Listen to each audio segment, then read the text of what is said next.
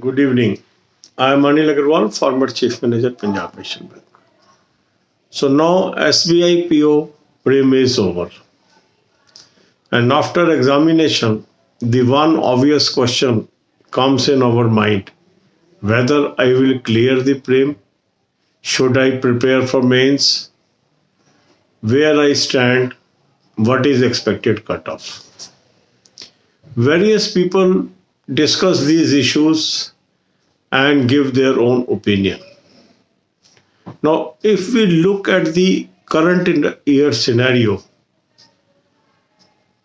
in this scenario, I have observed it has become almost impossible to pinpoint a cutoff or to, you can say, predict a cutoff.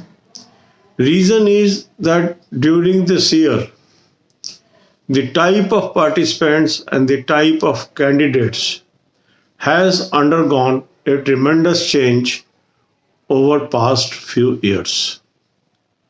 And that's why the data that is generated through the candidates does not lead us anywhere. But still, being a human psychology, we always want to read through the future. So in this series of review, I will only place few facts before you, and you have to draw your own conclusions and draw your own path for future. Now there were 10 shifts where people have appeared for SBI PO panned over 3 days. On 20th, 21st and 27th, that is today, lot of candidates appeared for this examination. The examination level was moderate to tough. And some people say some questions were not tough, but they were lengthy. So again, we will call it a tough examination. When question is lengthy or question is difficult to solve in reasonable time, it is called tough. And that's why most people, they have reported their performance also very moderate. The most people are in the range of 60 to 67, 68 attempts. Now, how much are the correct, how much are the wrong? It is very difficult to say. Some people say my accuracy is 100%. Some people say my accuracy is 95%. Some people say my accuracy is 90%. It is very difficult to say what is the level of accuracy of various people. But there are only few candidates, those have attempted more than 70. Similarly, there are candidates, those have attempted between 55 to 60 also, 50 to 55 also. So contest is wide open. My view is you have done your work. So your strategy for future should be continue to prepare for SBI PO May. Because this year cutoff may be surprising cutoff. It may be very high, it may be very low, it may be moderate. So we can't figure out this. Various people may be discussing various levels of cutoffs. I don't want to fall into this game of predicting cutoff, because now I have come to the conclusion that this year the cutoff prediction will be almost impossible task. So when I say discussion of cutoff, I simply want to convey this feeling that the discussion on cutoff has become meaningless these days. The most important is, I am in race or not. In my eyes, you are in race if you have done within the reasonable level where most people have done. So the best recourse is you should continue to focus study for SBI PO main. I am putting one video on daily evening. Follow that schedule. But if you are having focus on IBPS PO, an IBPS clerk, you can devote more time to those examination and a part of time to SBI PO main. And after their prelims are over, you can give full-fledged time to SBI PO main preparation. The candidates, those are only focused on SBI PO, they can give their full-fledged time to SBI PO preparation. So God bless you with success. अब यही बातें हम हिंदी में करेंगे। SBI PO pre के 10 shift exam खत्म हो गए। 3 दिन ये एग्जाम चला। अब होता क्या, जब हम एग्जाम देते हैं तो एक जिज्ञासा होती है कि क्या मैं पास हो जाऊंगा, एक जिज्ञासा होती है कितने नंबर वाले पास होंगे, क्या मैं रेस में हूं या मैं रेस से हट चुका हूं। अब ये जो सब होता है ये डिपेंड करता है कि हम कट ऑफ को प्रिडिक्ट कर पाए।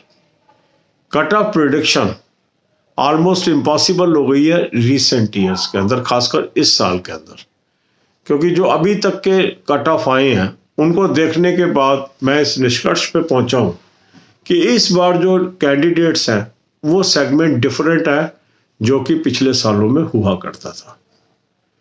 कुछ डिफरेंट सेगमेंट के कैंडिडेट भी आज कंपटीशन में आ चुके हैं, बैंकिंग कंपटीशन में।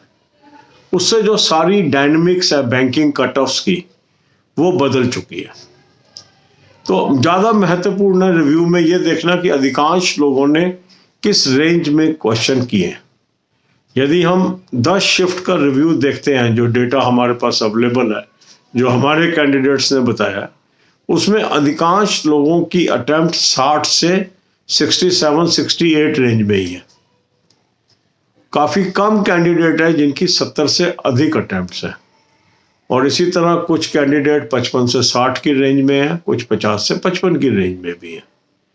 कुछ लोग कहते हैं मेरी 95% एक्यूरेसी है, 90% एक्यूरेसी है, 100% एक्यूरेसी है। एक्यूरेसी के बारे में बात करना इतना आसान नहीं होता, क्योंकि एक्यूरेसी डिपेंड करती है कि एग्जामिनर का क्या आंसर है और मेरा क्या आंसर है, उसके साथ मैच हो रहा है या नहीं हो रहा है। तो एक्यूरेसी उस पर डिपेंड करती है।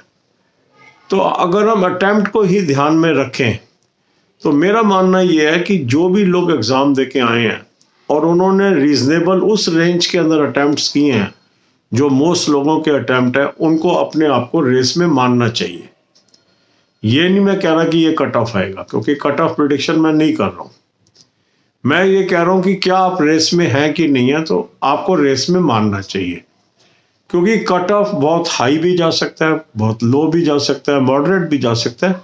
आज के दौर के अंदर कट ऑफ के ऊपर डिस्कशन करना ठीक नहीं है, क्योंकि जो टॉपिक मैंने दिया डिस्कशन ऑन कट ऑफ, यहाँ डिस्कशन ऑफ कट ऑफ से मीनिंग ही यही है कि हमें कट ऑफ पे डिस्कशंस में नहीं पढ़ना चाहिए। हमें ये मान के चलना चाहिए कि अगर मैंने प्री दिया है तो मुझे मेन की भी तैयारी करनी है, अगर मेरे मॉडरेट अटेम्प्ट्स हैं।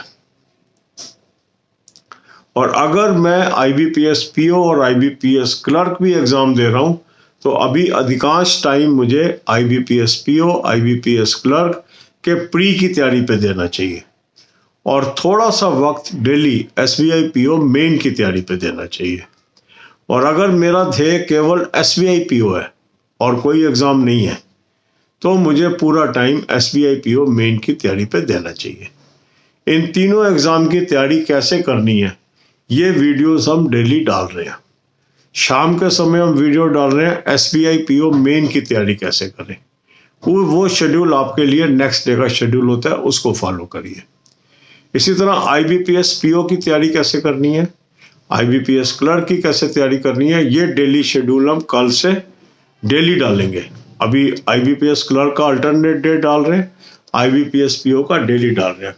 कल से ये रेगुलर दोनों का डलेगा टिल डेट ऑफ एग्जामिनेशन, और लगभग 20 दिन के अंदर ये सारे प्रीम आपके ख़त्म हो जाएंगे 19 दिसंबर तक। फिर सारा फोकस हमारा शिफ्ट हो जाएगा मेन पे। तो अगर अभी आप तीनों एग्ज़ाम के लिए कर रहे हैं, टाइम बराबर बराबर बांट लीजिए। 2 में कर रहे हैं उसके हिसाब से बांट लीजिए, और खाली SBI PO है, फोकस है तो उस पर फोकस कर लीजिए। हर कैंडिडेट को अपने हिसाब से प्रायोरिटी फिक्स करनी है। सब कैंडिडेट का सेम लेवल नहीं है, सब कैंडिडेट का सेम मिशन नहीं हो सकता, सब कैंडिडेट सारे एग्ज़ाम पास नहीं करेंगे, ये हमें समझ के चलना है। और जो डिस्कशन ऑन कट ऑफ है, अलग अलग लोग अलग अलग प्रिडिक्शन करेंगे, अलग अलग आंकड़े भी देंगे, उससे ना तो उत्साहित होना है और ना ही उससे निराश होना है। कई लोग मुझे कमेंट करते हैं कि सर फला फला व्यक्ति ने इतना हाई कट ऑफ प्रिडिक्ट किया है, तो क्या मैं पढ़ाई छोड़ दूं? मेरे हिसाब से ये सही अप्रोच नहीं है। कट ऑफ प्रिडिक्शन एक गैस वर्क है, वो आंकड़ा सही भी बैठ सकता है, गलत भी बैठ सकता है, उसके लिए आप अपने कैरियर को स्टेक पे नहीं लगा सकते। और इसीलिए इस साल का ट्रेंड देखने के बाद, क्योंकि लास्ट ईयर तक जो भी हम कट ऑफ प्रिडिक्शन करते थे ऑलमोस्ट वही निकलती थी, पर इस साल मैंने देखा कि जो हमारे मॉडल्स हैं उससे हम कुछ आंकड़ा निकाल नहीं पा रहे हैं, तो मैं आपको दे भी नहीं रहा आंकड़ा, इसीलिए क्योंकि वो चीज़ हमें नहीं डिस्कस करनी चाहिए जो हमें खुद ही लग रहा है कि पता नहीं सही होगी कि नहीं। तो हम इसको ओपन रख रहे हैं। डिस्कशन ऑफ कट ऑफ से हमारा मीनिंग है कि आपको ये बात समझाना, इस तरह के डिस्कशन में पढ़ने की बजाय आपको पढ़ाई पे ध्यान देना है। जो मैंने ब्रॉड आपको चीज़ें बता दी हैं उसको नज़र में रख के जहाँ पर आप फिट इन होते हैं अपने को फिट इन करिए और तैयारी जारी रखिए। God bless you all.